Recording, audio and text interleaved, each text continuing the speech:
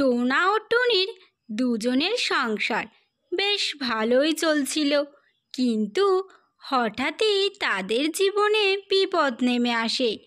তাই তারা স্বামী স্ত্রী দুজনে নতুন বনের সন্ধানে বেরিয়েছে।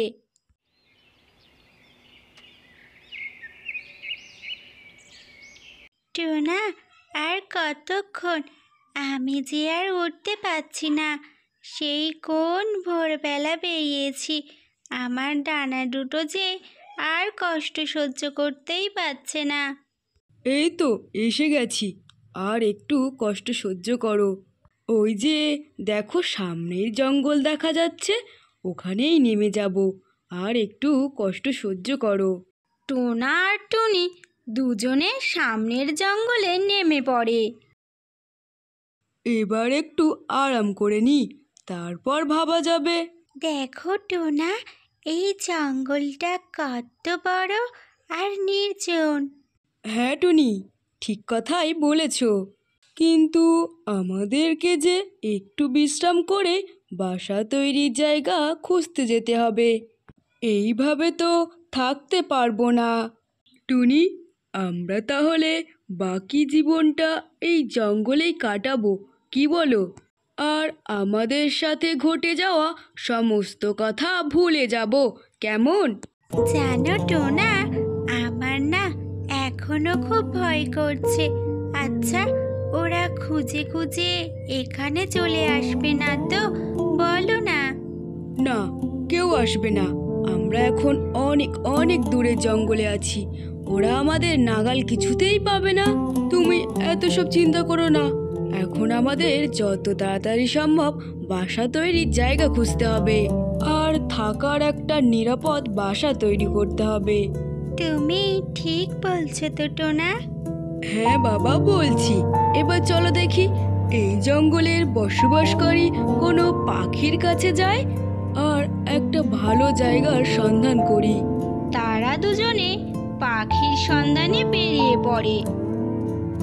উড়তে উড়তে যাই আমি, ছুটতে ছুটতে না।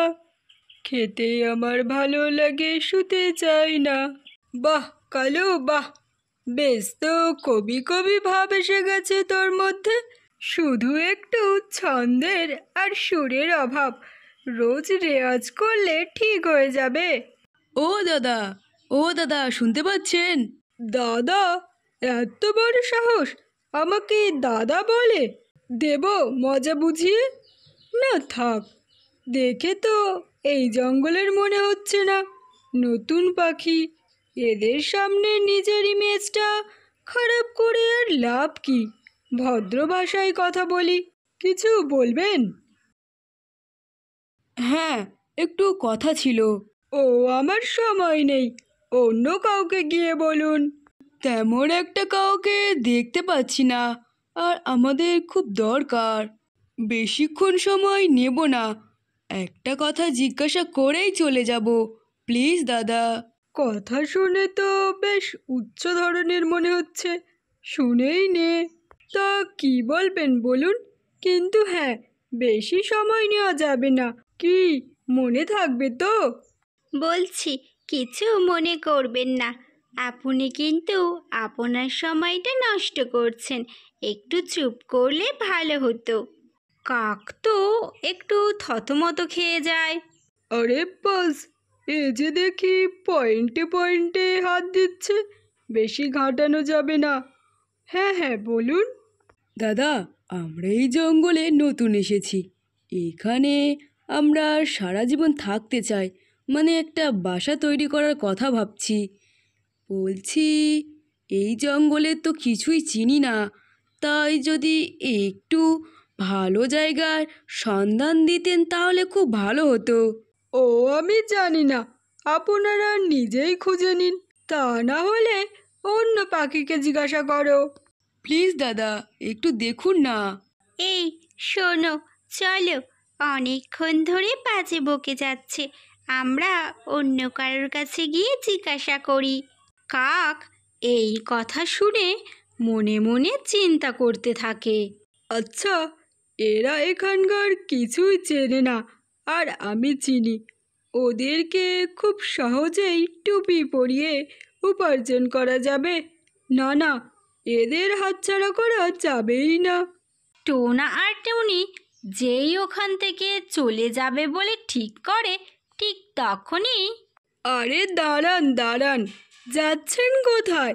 মনে পড়ছিল না বলে বলে দিলাম, এখন মনে পড়েছে। এই জঙ্গলের একমাত্র আমিই যে সব থেকে ভালোবাসার সন্ধান দিতে পারি। প্রথমে বললেন না আর পরক্ষণেই বলছো হ্যাঁ।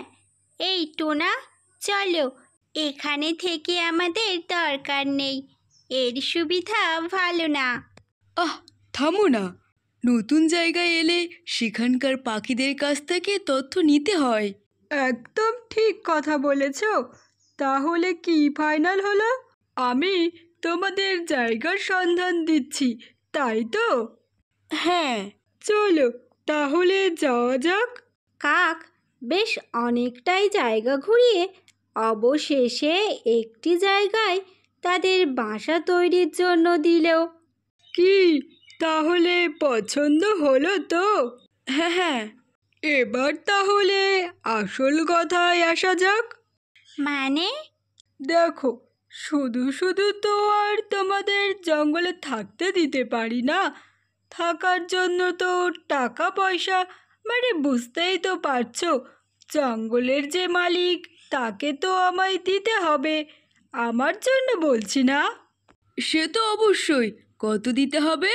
তারপর নিজেদের মধ্যে কথাবার্তা বলে টাকা পয়সা ঠিক হয় এবং কাক টাকা নিয়ে কেটে পড়ে।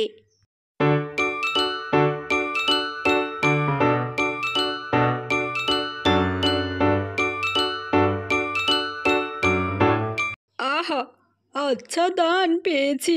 কালুরে, তোর বুদ্ধির জবাব নেই। যেখানে জঙ্গলটা সবার, কোনো টাকা নেওয়ার নিয়ম নেই, সেখানে বেশ কিছু টাকা নেওয়া গেল। হা হা হা। কি, পছন্দ তো?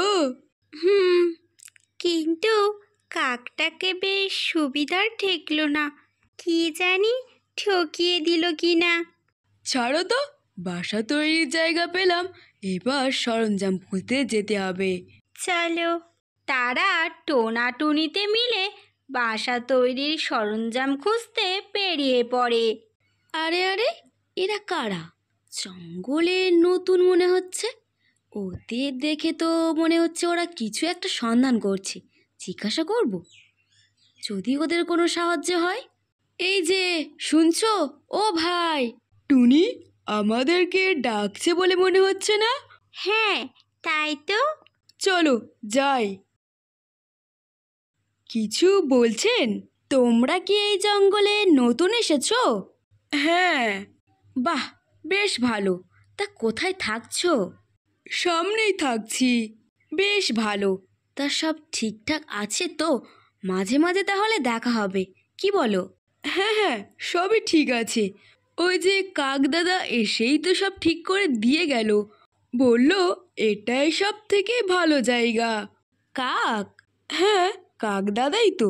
আমি তো এখানকার কিছুই চিনি না, আর কাউকে দেখা না পেয়ে ওনাকেই জিজ্ঞাসা করলাম। টিয়া তো কাকের কথা শুনে বুঝতে পারলো নিশ্চয়ই বেটা কোনো অপকর্ম করেছে। আর কাউকে পেলে না? দেখে দেখে আচ্ছা পাখির পাল্লায় পড়লে, তা বলি ক টাকা ঝাড়লো? হ্যাঁ, নিল তো। কেন, কি হয়েছে? ধুর মশাই, ও আপনাকে টুপি পরে টাকা নিয়ে হেঁটেছে, বুঝলে?